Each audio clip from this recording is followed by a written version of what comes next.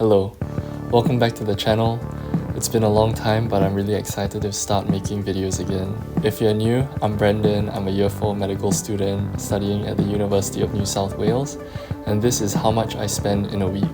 By sharing how much I spend in a week here in Sydney, I hope to give anyone who's thinking of coming over to Australia to study or is already studying in Australia a rough idea of how much things cost around here, and hopefully help anyone who's watching be more informed. So before giving the breakdown of how much I spend in a week, I should first say that I currently live in an on-campus college international house, and included in my rent are all my meals for the entire week. So this year I've been paying $350 for rent, and this includes breakfast, lunch and dinner throughout the week. That being said, I usually don't have the breakfast that they provide just because I prefer to cook my own breakfast. So you'll see in the breakdown that I do spend some money on groceries, and that's just mainly for breakfast. Also, I would consider myself quite a frugal person. I tend not to spend too much on shopping or eating out, and so that tends to save me quite a lot. So just keep these things in mind as we go through the breakdown. Alright, so I started filming this on Saturday, the 21st of October. I did cook some breakfast from groceries that my girlfriend and I bought the previous week, but lunch and dinner were consumed in the college, so I didn't pay any extra for that. And on this day, I didn't do very much. In fact, all I did was go to the gym and work, which was in the uni, so I didn't even have to pay for transport that day. I currently have a gym membership at Anytime Fitness, and that costs me $17.95 a week. Moving on to Sunday, the 22nd of October, same thing. I had quite a chill Sunday. I cooked breakfast with my girlfriend and had both lunch and dinner in the college, so no extra cost there.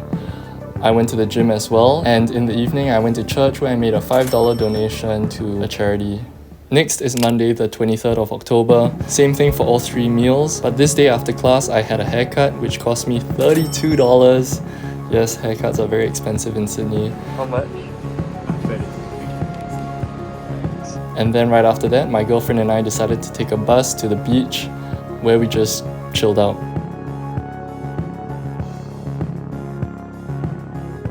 And the bus to and from the beach cost a total of $6.40. That evening I had to get some milk and bananas for the next few days, and that cost $7.50. The next day on Tuesday I headed to the hospital for some tutorials, and the total cost for public transport to and from the hospital cost $10.47 that day. That day I did pack myself some lunch, so I didn't have to spend any money getting lunch at the hospital. And that evening after dinner, my girlfriend and I decided to take a walk to get some gelato, and the gelato cost me $6.30. Alright, on Wednesday the 25th of October, I started my day cooking breakfast again, and that day I went to play tennis with my friend.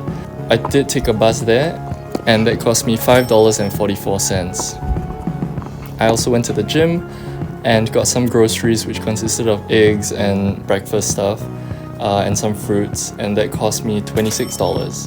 On the 26th of October, Thursday, I went to the hospital again, and that day I only had to take a bus to the hospital which cost me $3.37 because my wonderful friend Claire offered me a ride back to the uni. So thank you, Claire. Same thing, I packed my lunch for the hospital so I wouldn't have to buy any extra food, and had dinner in the college which was at no extra cost. So on Friday, I cooked myself breakfast again, and I did have lunch and dinner in the college at no extra cost. That day I decided to go for a nice long run in the park, so that didn't cost me anything. And just towards the end of my run, it started to pour down. That wasn't great, but I was really happy that I managed to clock in a 10k run. That day I promised my girlfriend that I would do something nice for her, so I decided to cook fresh pasta at home. I went to the grocery store right after the run to get some ingredients, and this cost me $14.74. And while I was there, I dropped by the pharmacy just to pick up some skincare stuff as well, and that cost me $25.50. I don't usually have to buy that much in terms of skincare, but this one bottle of retinol probably lasts me like, I don't know, almost 5 months. So divided over those number of days, it's actually not very much for me to spend on skincare. When I got back, I cooked my girlfriend and I some dinner, and we just chilled for that evening. On to the last day of the week. On Saturday, I had to run some errands, and in doing so, I took the bus. So that cost me $4.61. That day, I also had to do my laundry, and this cost me $2.40. So yep, that was my spending for the week. I spent $350 on rent, which included my meals, $30.29 on public transport, $54.54 on food and groceries, $17.95 on health and fitness, which is just my gym membership, $60 on personal care, which included my laundry, my skincare, and my haircut, and $5 for charity. So in total, I spent $517.68. If you calculate the total without my rent, I only spent $149.73. So really not much at all. Overall, I'm quite impressed that I didn't spend that much that week.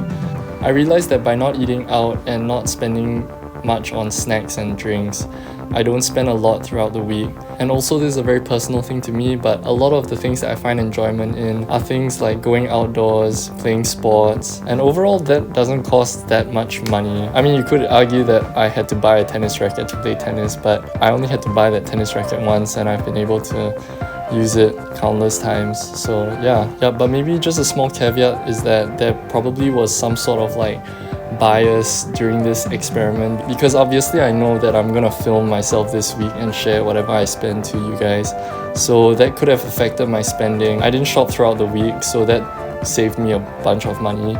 Yeah, but once in a while I do have to buy myself some clothes, or sometimes I don't manage to pack my lunch, so then I have to buy lunch outside. Yeah, but even though this experiment wasn't perfect, I hope this gives you guys a rough idea of how much things cost in Sydney. Yeah, and if you know that you're the type of person who likes to get a coffee in the morning, or if you're the type of person who likes to eat out every once in a while, just factor that in as well. Yep, but that's all for this video. I hope you guys enjoyed it and found value out of it, and I'll see you guys in the next one. Oh, and I hope you enjoyed that intro as well, because filming an IGA with everyone walking around was pretty awkward, but had to be done. See you guys.